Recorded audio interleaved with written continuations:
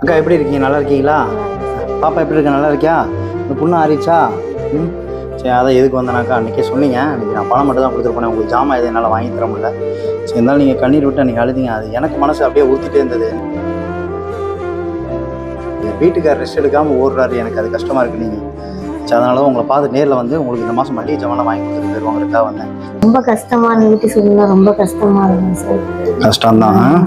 சரி, வீட்டு கவலைப்படாதீங்க. அந்த கஷ்டத்தை மாத்துறதுக்கு தான் நான் வந்திருக்கேன். 2 நேரம் தான் சாப்பிட்றேன். நீங்கள் அதை நிம்மதியான சாப்பாடு இல்லை. நீங்கள் உங்களுக்கு இதெல்லாம் ரெடி பண்ணி கொண்டு வரணுங்கிறதுக்காக தான் நான் வந்திருக்கிறது. சரிங்க சார், கொஞ்சம் திருப்தியா இருக்குங்க சார். என்னது? கொஞ்சம் திருப்தியா இருக்குங்க சார். ஒரு விஷயம் நிம்மதியா சாப்பிட்டேன் சார். நிம்மதியாக சாப்பிட்டீங்களா? சரி, அன்னைக்கு நான் கொடுத்தது எனக்கு அதனால தான் காசாக கொடுத்துட்டு போனது மனசு கேட்கல. சரி, இனிமேல் இந்த மாதம் ஃபுல்லாக நீங்கள் நிம்மதியாக சாப்பிடணும், ஏன்னா லீவ் வேறு, குழந்தைங்க நல்லா சாப்பாடு கொடுக்கணும் அப்படிங்கிறதுக்கு தான் நான் உங்களுக்கு எல்லா ஜாமானுமே வாங்கிட்டு வந்துட்டேன். இதுல அரிசி சிப்பு எல்லாமே இருக்கு. சரியா? இதுல மளிகை ஜாமான் எல்லாமே இருக்கு. உங்களுக்கு தேவையான மளிகை ஜாமான், அரிசி எல்லாமே வாங்கிட்டு வந்துட்டேன். உங்க வீட்டுக்காரர் வந்தோன்னா ஒரு 2 நாள் வீட்டுல ரெஸ்ட் எடுக்க சொல்லிட்டு நல்லா சாப்பிடுங்க. மாசம் ஃபுல்லா சாப்பிடுங்க. தீர்ந்தோடனே சொல்லுங்க, நான் திருப்பி வந்து உங்களுக்கு வாங்கி கொடுக்குறேன். சாப்பிடுவியா? உனக்கு பிடிச்ச மாதிரி அம்மா செஞ்சு தருவாங்க. அன்னைக்கு சொன்னால எனக்கு பிடிச்ச மாதிரி எதுவுமே கிடைக்க மாட்டேங்குதுனால இனிமே உனக்கு பிடிச்சது எல்லாமே கிடைக்கும். சரியா? நீ நல்லா படிச்சு அம்மாவை பாத்துக்கணும். ஓகே? ஆஸ்பத்திரி செலவு அதிகமா இருக்குங்க சார். எனக்கு எங்க வீட்டுக்காரங்க அதனாலதான் உங்களால சமாளிக்க முடியல. அவர் வேலை பார்த்துட்டு வந்தாலும் ஆஸ்பத்திரிக்கே போயிருது. எல்லாம் ரொம்ப வேலை பார்த்தோன்னா அவர் இல்லைன்னா இன்னும் நீங்க கஷ்டப்படுவீங்க. அதனால அவரை ரெஸ்ட் எடுக்க சொல்லுங்க. பாப்பாவை நல்லா பார்த்துக்கோங்க. நீ நிம்மதியா இருங்க. இனிமேல் சாப்பாட்டுக்கு நான் கேரண்டி.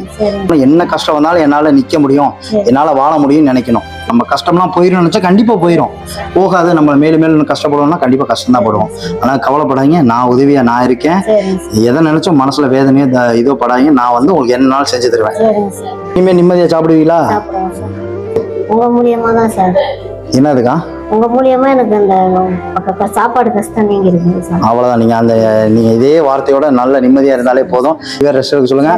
அம்மாவுக்கு சந்தோஷமா? உனக்கு சந்தோஷமா? உனக்கு என்ன சந்தோஷம்? நன்றியா? எதுக்கு உதவி செஞ்சதுக்கு நன்றியா? நல்லா படிக்கணும். நீ கவலைப்படாங்கக்கா. அவ்வளோ நல்லா படிக்கிறீங்க. ஸ்கூலுக்கு போறப்ப என்னென்ன வேணும்னு சொல்லுங்க, அதையும் நான் வந்து வாங்கி கொடுத்துறேன். சரியா? ஸ்கூல் தொடங்குறப்ப பாப்பாக்கு என்ன வேணும்னு சொல்லுங்க, நான் வாங்கி கொடுத்துறேன்.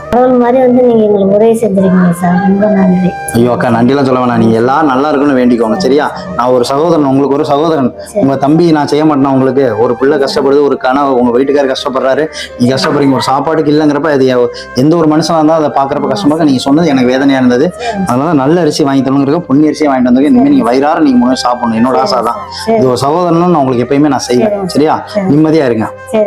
உங்க மூலியமா எனக்கு இந்த உதவி கிடைச்சது ரொம்ப நன்றி. ஐயோ, நீங்க அதெல்லாம் நன்றியே வேணா. நீங்க எல்லாரும் நல்லா இருக்குன்னு வேண்டிக்கோங்க. சரியா? அழக்கூடாது, தைரியமா இருக்கணும். ஓகேவா? பை.